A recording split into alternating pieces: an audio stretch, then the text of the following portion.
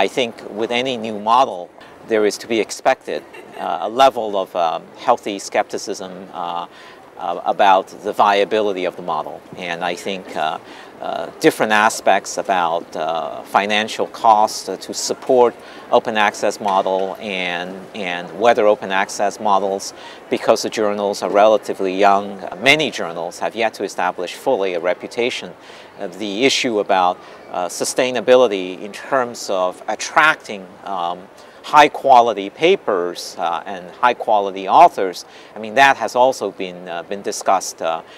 fairly intensely among academic colleagues. But suffice it to say that with those two real question marks that remain to be fully addressed, although I think we are making good progress in terms of addressing them,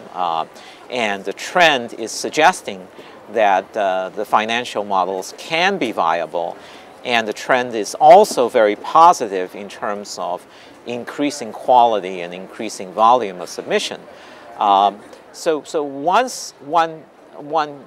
gets beyond those two major concerns, I think that authors who have published with us are generally positive. They generally see us as being competitive with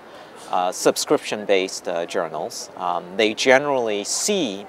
that there is a very, very socially worthwhile aspect to open access publishing. I am persuaded that in the next 20 years, you will see that open access publishing will become the dominant model of choice. I mean, I am always fond of talking to my lay friends when they ask me to sort of describe the concept of open access publishing and how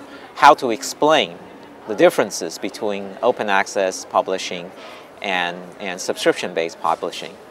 And I would point them to an example that everybody at large is aware of,